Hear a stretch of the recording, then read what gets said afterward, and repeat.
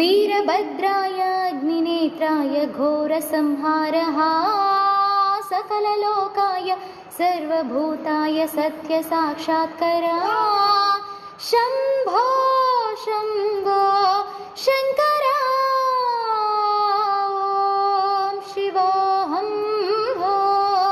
शिवोऽहं रुद्रनामं भजेऽहं भजेऽहम्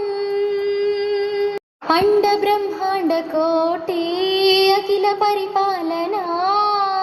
पूरणा जगत्कारणा सत्यदेव देवप्रिया वेदवेदार्थसारा यज्ञयज्ञोमया निश्चला दुष्टनिग्रहा सप्तलोकसंरक्षणा सोमसूर्य अग्निलोचना श्वेतवृषभवाहना शूलपाणिभुजगभूषणा त्रिपुरनाशरक्षणा व्योमकेश महासेन जनका पञ्चवक्त्र परशुहस्त नमः ॐ शिवोऽहं ॐ शिवोऽहं